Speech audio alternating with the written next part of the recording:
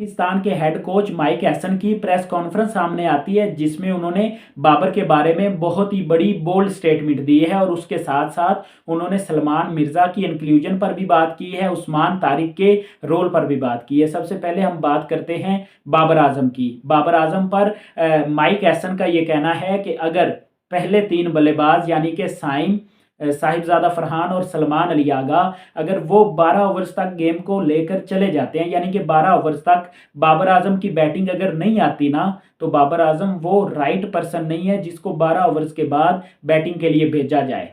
ये mic Hesson की statement है और ये यस मैन कोच है।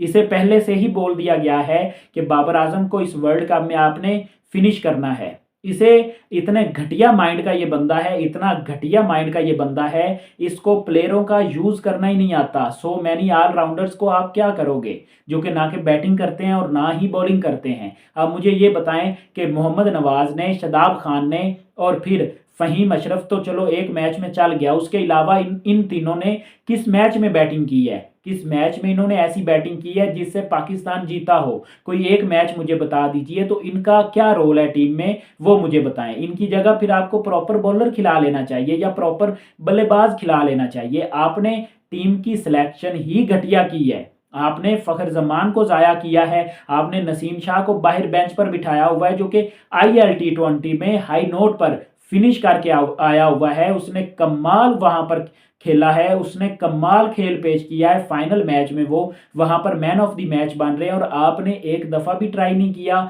कि मैं किसी छोटी टीम के साथ ही नसीम शाह को खिलाकर टेस्ट कर लूं।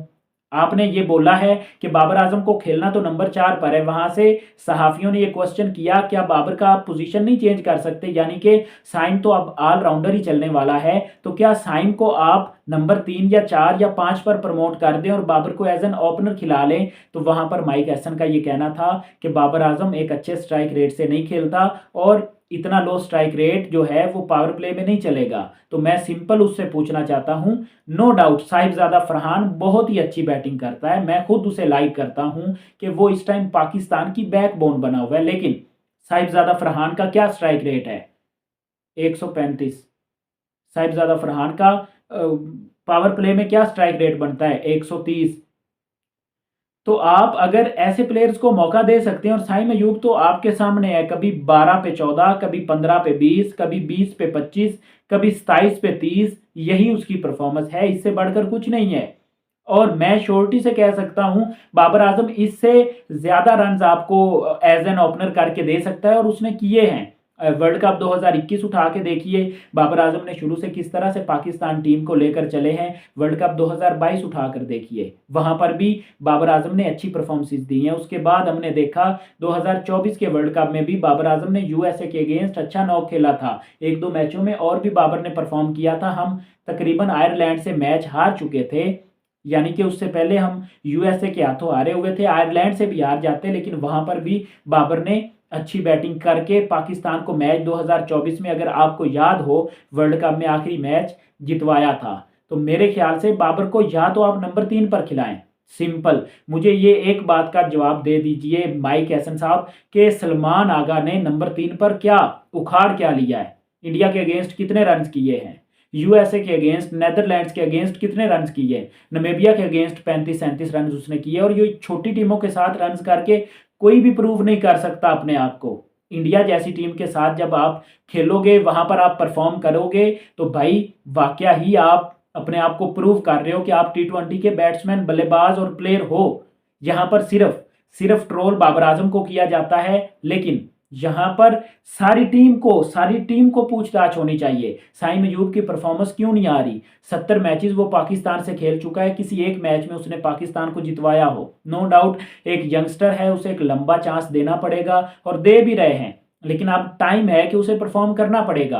और वो एक ऑलराउंडर है, मेरे ख्याल से उसे आपको नंबर 4 या 5 पर खिलाना चाहिए। सलमान अली आगा नंबर 4 पर ठीक ठाक खेल रहे थे, और जो बेतुकी शॉटें वो आकर खेलते हैं वो नंबर 4 पर भी खेल सकते थे, लेकिन उसने सारी टीम का कॉम्बिनेशन खराब किया हुआ है। और मेरे ख्याल से टोटली माइक हैसन की तरफ से ये घटिया स्टेटमेंट थी, यानी कि उन्होंने पाकिस्तान टीम का प्राइम बल्लेबाज है, चाहे इस टाइम बाबर का टाइम बुरा चल रहा है, कोई भी कुछ भी बोल सकता है और कोई भी आता है मुंह उठा के और वो कुछ भी बोल देता है। नो डाउट अब बाबर आजम की फैन फॉलोइंग तो है ही, लेकिन इस टाइम बाबर आजम का टाइम जो है ना वो बहुत ही ज़्यादा बुरा चल रहा है और वो कुछ तो उसने अपनी परफॉर्मेंस खुद खराब की हुई है और कुछ उसमें माइक एहसन और आकिब जवेद का भी अमल दखल है, क्योंकि ये दोनों बाबर को फिनिश करना चाहते हैं, ख़त्म करना चाहते हैं। बाबर को उन्होंने बोला कि नंबर 4 पर ही खिलाएंगे, हम ओपनर को चेंज नहीं करना चाहते और हम सलमान अली आगा को भी नहीं छेड़ना चाहते। कुर्बानी देनी पड़ेगी तो सिर्फ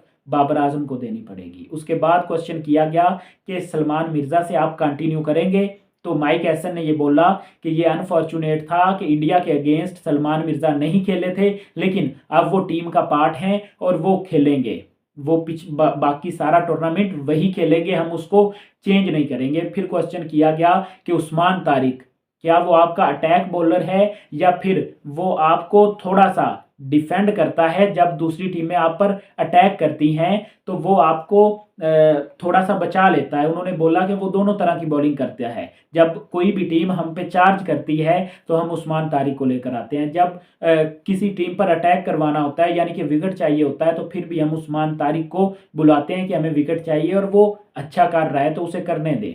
उसके बाद माइक एहसन ने बहुत ही घटिया बोल्ड स्टेटमेंट दी है बाबर आजम पर। मेरी समझ से बालातर है कि माइक एहसन ने ये बोला है कि जब गेम के 12 ओवर्स हो जाएंगे ना उसके बाद हम बाबर को बैटिंग पर नहीं भेजेंगे।